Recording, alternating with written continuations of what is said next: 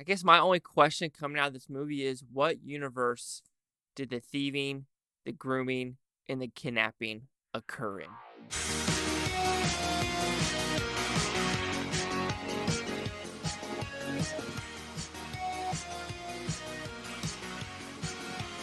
Chase Lee Hockey here with the Blue Futon reviewing The Flash. So, what is this movie about? Pretty simple premise. The Flash has got to save the world. And in doing so, multiverses happen. He sees another Barry. Now he gets the Michael Keaton Batman. Now he gets different types of Superman. Now it's not Superman, it's Supergirl. That's actually Superman's cousin. And Zod does come back. So, to like this film, it's a weird one. This is one of the most tonally different movies I have ever seen. You might be thinking, what are you talking about? Totally different from the superhero movie?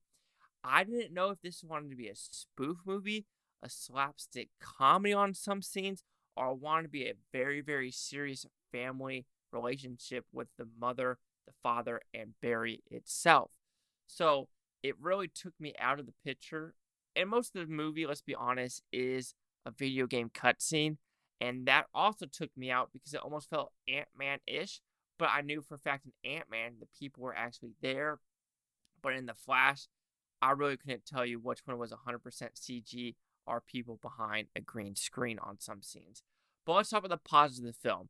I do think the slapstick comedy does work in some scenes because that is Barry's stick. However, that could get very annoying because there's two of them. One is more serious than the other one, but there are some times where you're just like, slow your roll, and it does address that at the very end of the movie where the obnoxiousness is there. There are, like I said, other jokes about making fun of how he runs. There's a scene in a research center about, 30 minutes into the movie that is pretty damn hysterical. And at the very beginning, there's a hospital scene with babies and dogs. And when I watched that, I was like, X-Men did this better. That is the only with Quicksilver. That is the only thing I can say is when I watched Bryan Singer's X-Men movies with Quicksilver, they did that so much better than the WB version. That's all I'm gonna freaking say. The more I think about this, I don't know if I'm gonna say positive and negatives, like just as a whole. I'm just gonna talk about this movie. Like I said, I enjoyed myself, but it was very off-putting. Not because of Ezra Miller's past. Yes, is he a groomer? Did he kidnap people in Hawaii? Did he rob people in Hawaii? Yes, yes. And the grooming wasn't in Hawaii, but he did some shit in Hawaii where you're like, are we really going to just slip this under the rug and Hollywood's just going to forget about victims like they always do? Harvey Weinstein, stuff that happens in the past, Ezra Miller. So, we always forget about the victims with all the famous people. It really seems like it just happens. But with this movie as a whole, like, I was fine with it. Like, this is a weird movie where the second act is the best act. Usually the second act drags. And I think that's what's kind of got me confused because the first act is fine. Like, it opens up, like I said, really, really weird. And the not the post-credit scene, but the credits kind of like matched with the beginning. So that proves that they were really, really focusing on the first, like, act of the movie to really shine. And then the second act where you actually meet Michael Keaton and where they try to save Batgirl. Or not Batgirl, Supergirl. That is where the movie shines. But then when we get to actually fighting Zod, that's where the movie falters. So I've never seen a movie actually do that nice little bell curve of like, kind of a thing. And Michael Keaton's great. The whole thing at the very end is literally a video game cinematic cutscene in the middle of the Australian desert with some horrible CGI effect with the army folks as well as the tanks. It literally looks like they cut. It just looks bad. I don't even know how to say it. It is horrendous. It is atrocious. Even though the director is trying to say, oh, we did it on purpose. Nah, fam. You did not do this on purpose. When I look at, when you bring back Man of Steel and all the shit happening in the humans or in the city, but now you decide to do it in a random desert because it was easier. Let's be honest. It's okay.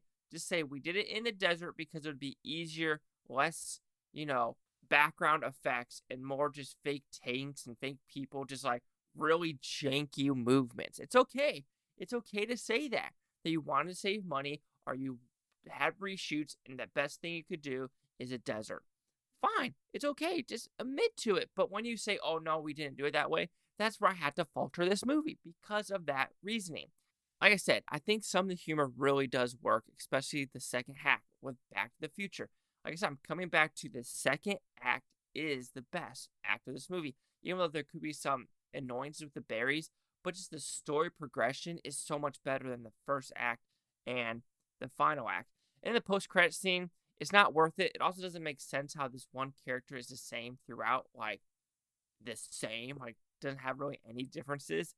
But it is what it is. But then it's also weird that all the Batmans are different in every universe, but some of them are not. All right, and then everyone's talking about the Nick Cage.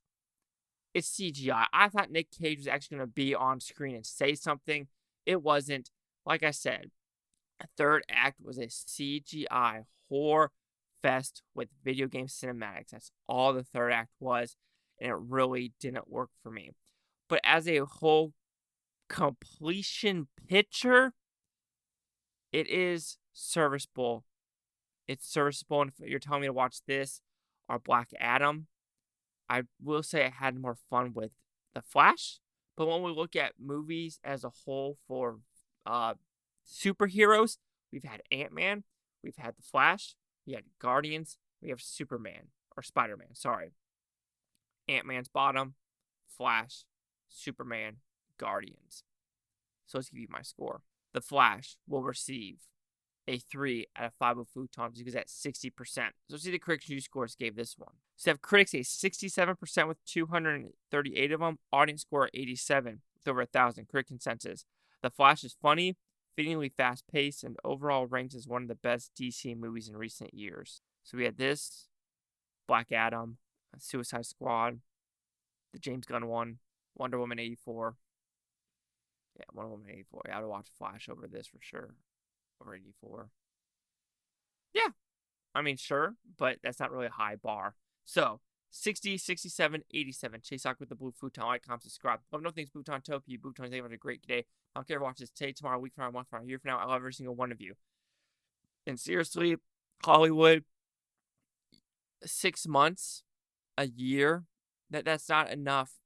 You victims. You don't care about the victims. We don't anymore. We just freaking don't.